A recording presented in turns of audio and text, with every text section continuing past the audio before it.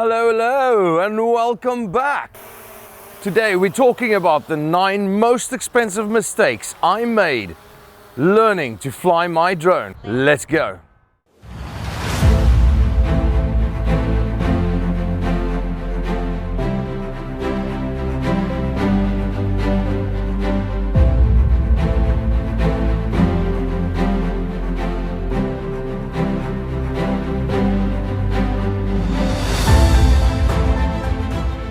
The drone is lost! What do you mean? It's lost!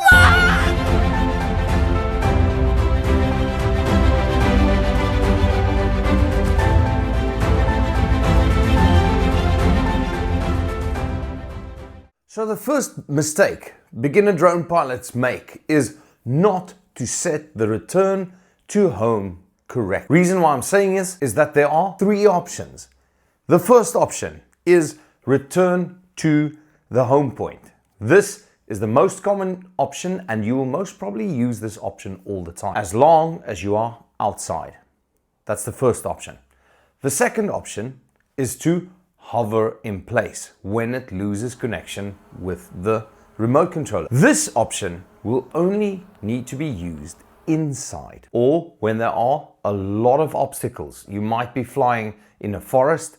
The third option is the option to have the drone land as soon as it loses connection with the remote control. This is an option that I think you shouldn't use. I've never found a proper time to use this, thus I would recommend not to use this option at all. Flying indoors, you get your drone, you really are so excited, you just want to start it up and fly it. Doesn't matter, you just want to lift it off and maybe land it, even though it's in your living room. Don't do it. We've all been there. I made a video about this. I'll link it up top. Your cat will hunt your drone or run away from it. Many things happen. Thus, make sure you only fly indoors after you have a lot of experience. Not considering the wind when you're flying. Now, I want to tell you a story. I was on the beach, as we all will be at some point of our lives. We'll have the drone, we'll fly out over the ocean. I flew out with a full battery. I found myself at 1.6 kilometers over the ocean with about 28 minutes of battery left. And I thought, wow, this is incredible. I can look around, having the best day of my life. I'm a drone pilot, yay! And I didn't realize that I needed to fly back against the wind, which takes up a lot of power. Now, at this point, I do want to explain that this is not a good time to switch to sports mode. Yes, it makes the drone faster, but it uses a lot more power. You should stay in the mode that you use to fly out as long as you can fly back faster than the wind pushes you back. So this is to preserve battery, and that's exactly what I did. It worked for me in this situation. However, I can't promise that it's going to work for you in any situation. I would just suggest that when you fly over land, test your drone, get comfortable with how the drone works when it's flying into the wind and how much battery it uses. Another thing that I experienced as a beginner drone pilot, I decided, let me take my family on a boat cruise to an island. And what I'll do is I'll launch the drone from the boat, and it nearly drowned my drone in the ocean. When you're on a boat, you move up and down like this. But I didn't take that into account, which means I held the drone to launch it from my hand, as that is the better way to launch from a boat. But I didn't realize that I'm moving up and down. So, held the drone, started it up, blades were moving, I was ready to go. And all of a sudden, the drone, as the boat moved down, the propellers was trying to fix where the drone was in space, and it pulled up as strong as it possibly could, ripping the drone out of my hand, flying to the side. The drone crashed into the driver of the boat. That caused the drone to fall onto the boat itself. Anyway, I retrieved the drone. If the drone had gone into any other direction, it would be in the water. So I would strongly recommend, if you are a beginner drone pilot, do not launch your drone from a boat, especially if it's on the ocean.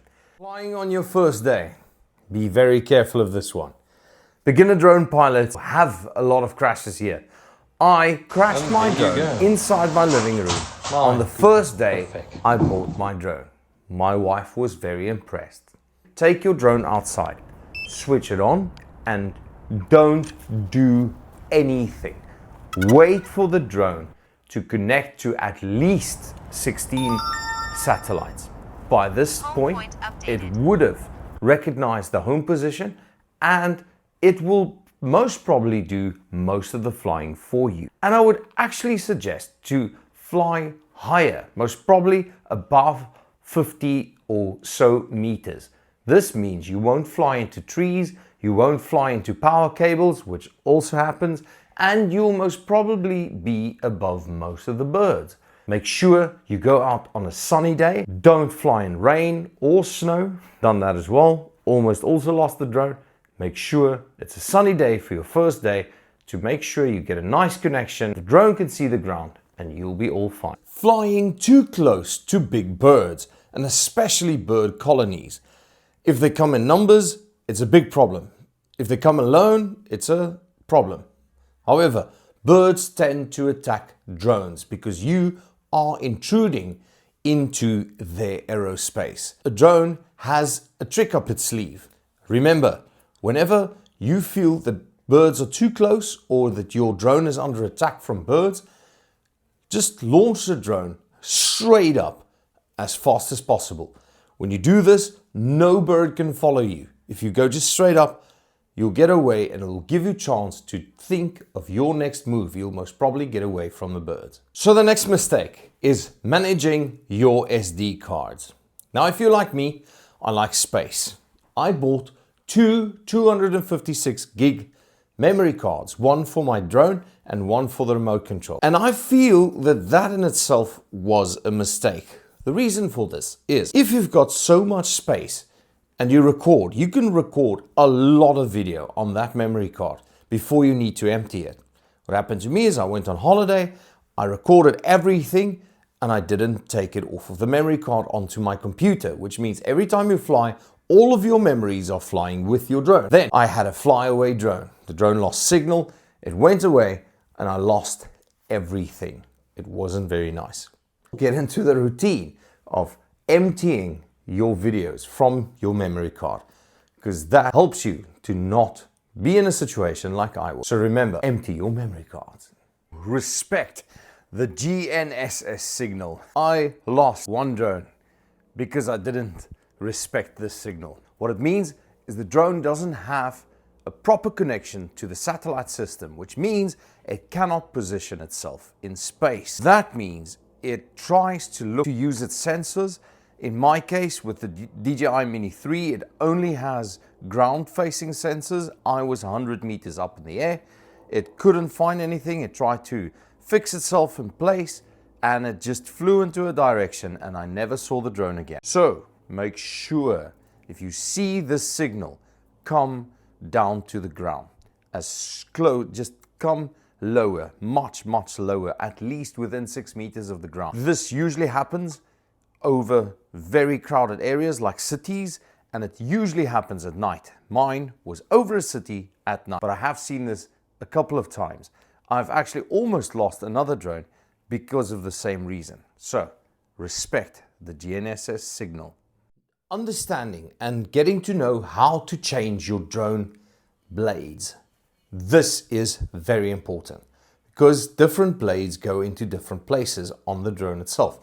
You will note on the drone itself, on the leg, it will have a bump or it will have a leg with no bump. So if you find a leg with a bump, install the blade that has the exact same bump on the blade as well on that leg. That will ensure that the drone is balanced and it will make sure that the drone can steer itself. And on that note, I want to thank you for watching all the way until here. I want to ask you to please subscribe and I'll see you in the next one.